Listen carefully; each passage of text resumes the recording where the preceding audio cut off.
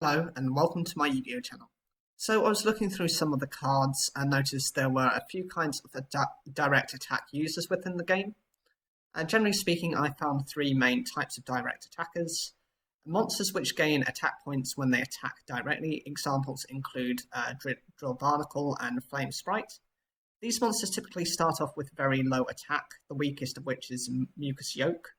And this is no attack, which means you need to boost it up with spell or traps support to give it the chance to use this effect. And the strongest, I believe, of these is Elemental Hero Nospi with 600 attack. That gains very little attack when it inflicts battle. That basically trades its defense into its attack, so 1600 attack at most. My personal favourite of the group is Flame Sprite for two reasons.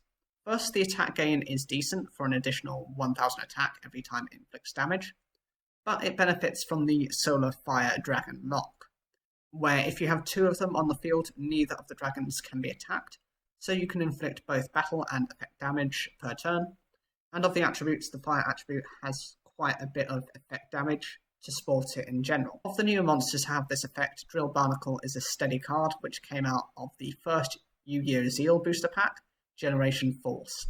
It received a lot of support through that pack with protection and boosting effects such as through Aquajet, which permanently increases its attack by 1000. So the advantages of these cards, if you can protect these monsters, it only takes a couple of turns to get them into a decent attack, potentially over 2000.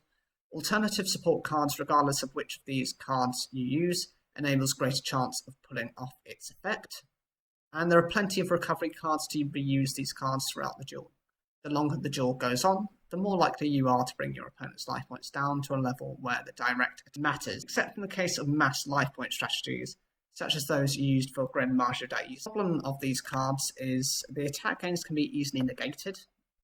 Skill Drain, Breakthrough Skill, Effect Veiler, any of those types of cards really just deals with them, infinite impermanence. The attacks have to go through to trigger the effect. So if you don't take any life point damage, then they don't get the trigger effect. And also they can be bricky in your hand, or they can be stolen by your opponent. So the second group of monsters I noticed which can attack directly are those that can do so once they've met certain conditions. Examples include Neospatian Glowmoss and Elemental Hero Ice Edge. In some cases, these conditions can be quite easy to meet, as the above example provides with Ice Edge. However, with Glow Moss, it is dependent on which card is being drawn to trigger the relevant effect.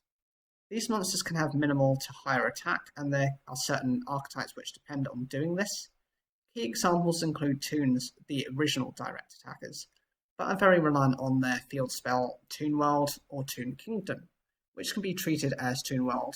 They are also considered very slow in response.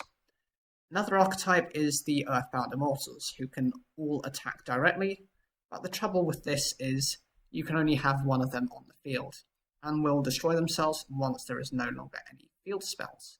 My personal favourite is number 9, Dyson Sphere. It's a big beta monster with 2800 attack, but it can only do this, of course, when your opponent controls a stronger monster. I also like the idea that it is one of the only number cards which can recover its own materials to protect itself. My least favourite of this is the classic Gear Golem, the Moving Fortress. The reason is you are just trading your own life points to do exactly the same amount of damage, unless, of course, you boost its attack with other effects. And the benefits of these cards are they have decent to high attack. For example, the Earthbound Immortals, most of them are almost 3000 attack or 3000 attack. Some effects don't require too difficult conditions to attack directly, a key example being Dyson Sphere. There's also a balance with other cards to deal higher amounts of damage or trigger other effects, such as Robbing Goblin, to discard cards from your opponent's hand. The disadvantages are some are specific to their archetype and are designed to only work with that theme. For example, Infernity Archer. Attacks can be negated easily as it is a straightforward beatdown strategy, and cards can prevent attacks for the turn or can prevent forms of dealing damage. Wabuku, Hello Life Barrier, anything like that basically shuts you down. And the final lot of direct attackers I call the self-destructing. They basically do what I say on the tin. They destroy themselves once they've attacked. Examples include both Plasma Ball and a recent introduction to the game, Penguin Torpedo. These cards are one-off wonders who, if used correctly, can provide enough benefit to give you that advantage. They tend to have lower levels of attack, but can come with interesting side effects. My favourite being the brand new Penguin Torpedo, as it can take control of a level 6 or lower monster. The problem, however, is it would have been far more viable if it had been introduced in the second series of Yu-Gi-Oh! Within the Noah arc of Battle City, as was when it was featured. The advantages of these cards are they can remove themselves from becoming a target, as sometimes if you have an established board with stronger monsters, they will focus on those cards instead. They can typically be recovered quickly as they can be archetype specific. And the self-destruction can come in useful for effects, especially with monsters that can trigger their summons from destruction.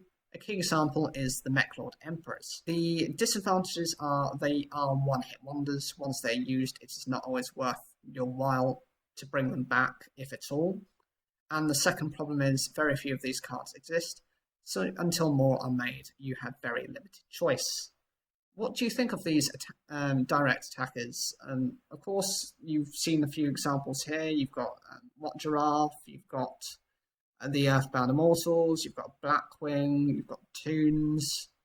Do you like direct attack monsters, or do you think many of these are just not relevant anymore? Whatever you think, leave your comments down below. Like the video if you enjoyed it, and don't forget to subscribe.